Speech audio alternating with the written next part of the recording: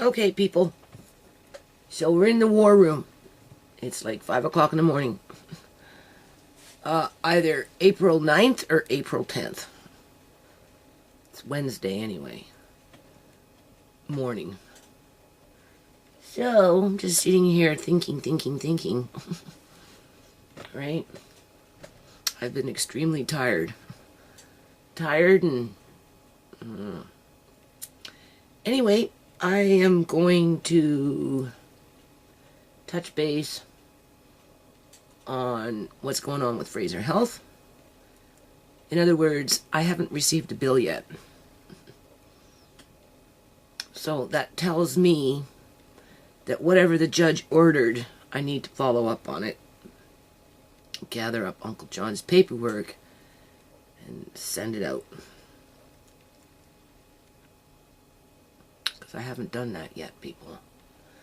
For the last 3 months, all my energy has been going on this house and the people in the house. Every day, thinking. Right. Wondering what I should do as I'm trying to build on program development. Encourage people to get involved with the foundation and the larger goal. Right?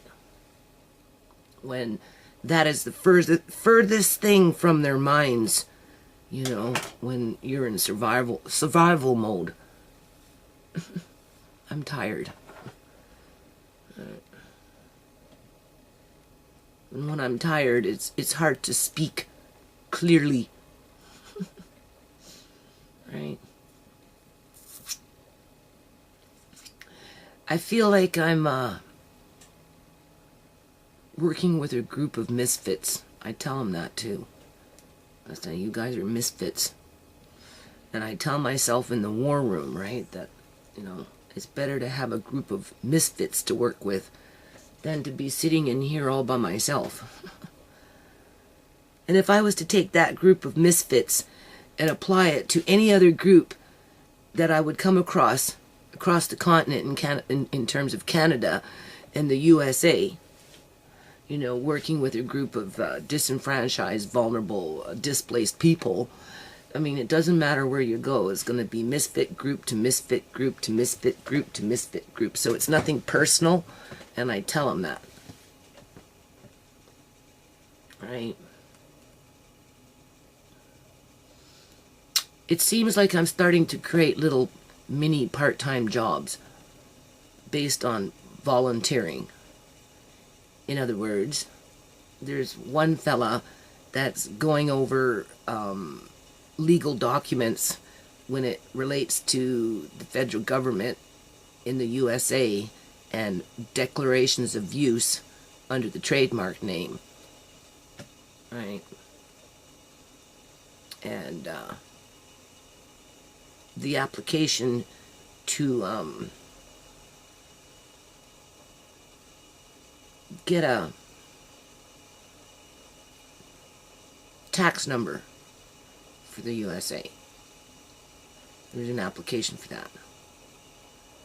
I explained to the person, I'm swamped, I have lots of things to do. You know, my eyes are going on me, right? And I'd appreciate it if you could read it and just kind of highlight the areas where I need to fill it out.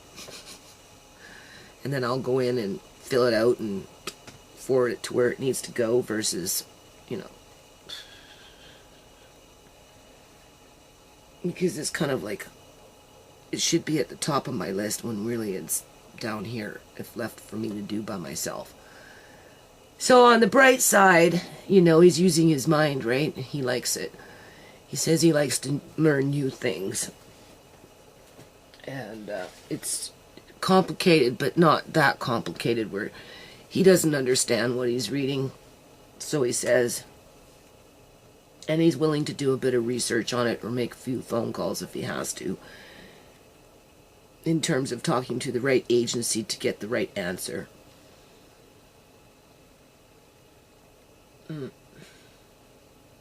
I've given him $20.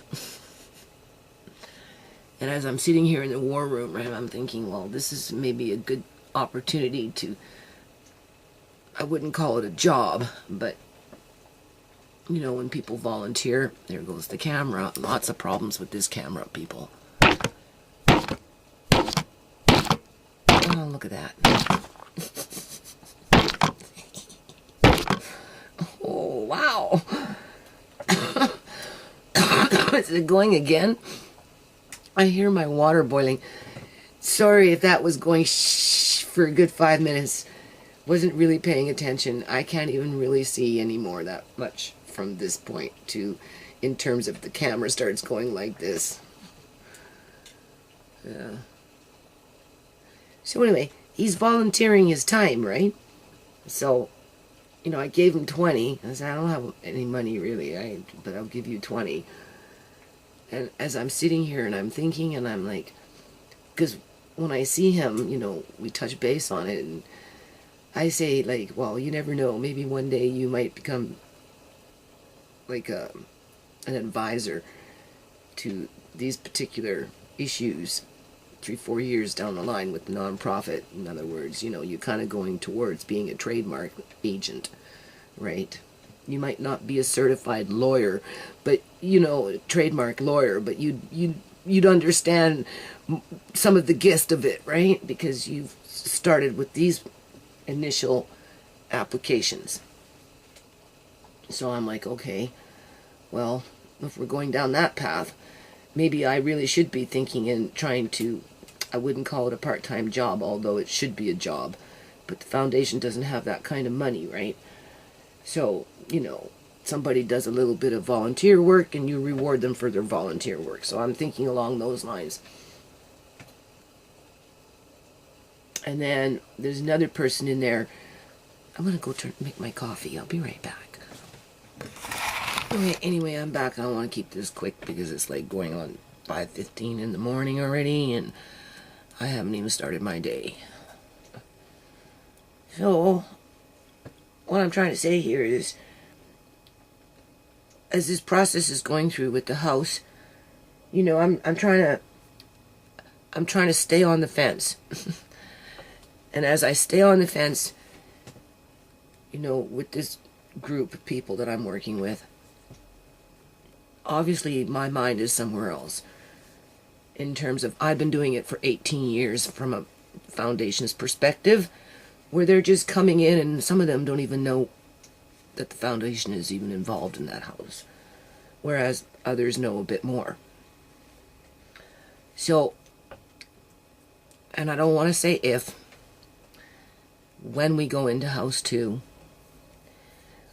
one of those programs from a foundation's perspective that I'd like to see develop, just like with this fella doing the paperwork with the trademark and stuff, declaration, just to help me along the way. I would like to see where 2 people are paid for their volunteer time to some degree, right? Because we can't fully employ them. And, what do you call it? Have them cook one simple meal a day, whether it's burritos, pancakes, waffles, and eggs, or, you know, salad with sandwiches, or something where it feeds 10 to 15 people every day, at least once a day. And when you start getting into those kind of numbers, trust me, somebody's gonna want to get paid for it. Nobody's gonna do it for free forever. Because just cooking for a family, a mother could be in the kitchen for 10 to 12 hours a day. So, and that's for a family of 7.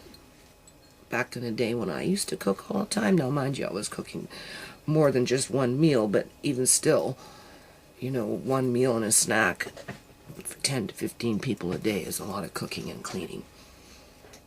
So, you're looking to employ people part-time there.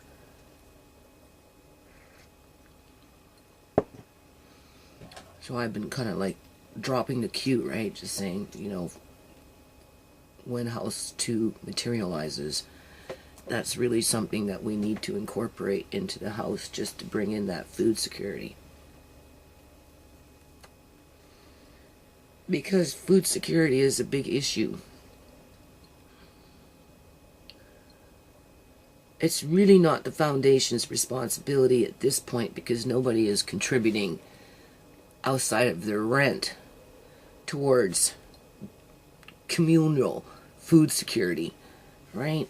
So it tends to be a bit of a free-for-all. And anytime I give money to go buy groceries or whatever it is, it's shoddy. In other words, I don't get my receipts back. You know, it's just money gets lost or stolen, or so we have to work on a better system, right? And then I'm thinking, well, in a year from now, January to January 2019, if I'm still doing this, people, because I'm on the fence, right?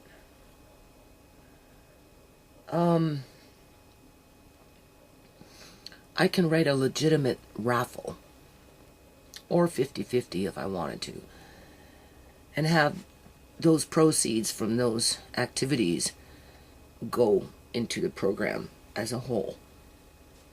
And if I'm doing this in a year from now, more than likely I'll have 2 houses versus just one. A raffle is more applicable because you can run them once a month, whereas 50-50, you have to do the draw on that day.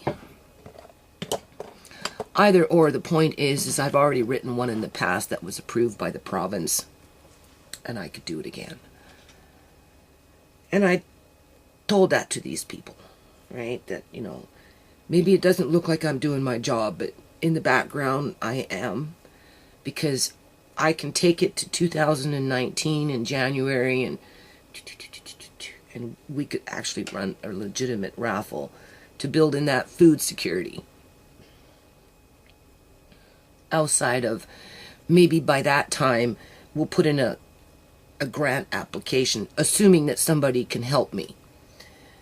So the fella that's doing the declaration for the trademark and that type of thing, you know, once he's done that paperwork, maybe I'll have him start looking into where we can get some grants, and then maybe he'll help me to start piecemealing that together, right? And we can put some grant applications in for something. That's just an idea.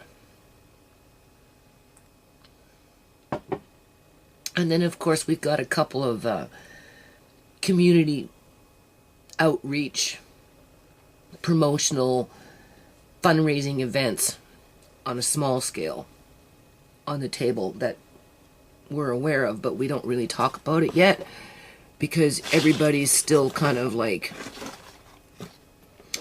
oh, I don't know how to say it. There's a lot of feelings going on right now, people, because it's actually a pretty dire situation in terms of the numbers of people that need housing. There's a lot of people that need housing, or just in general a support system, right? But what's happening is I got a bit of a turf war going on in the house, right? Because of, you know, different groups of people that never knew each other merging together and having to coexist under a stressed environment. In other words, it's a very small environment that is providing a lot of services to a lot of people due to the number of people being displaced in the district of Surrey, British Columbia, Canada. Which, when you take it continental, isn't unusual. Right? So that's where it brings me back to that misfit crowd.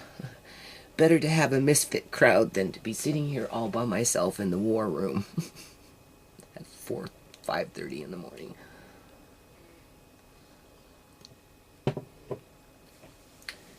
So that's what I'm kind of thinking. No guarantee that we're going to get another house. We're halfway through the process here. The house was only available for 6 to 7 months. I don't know what's going to happen when it gets time to actually really leave.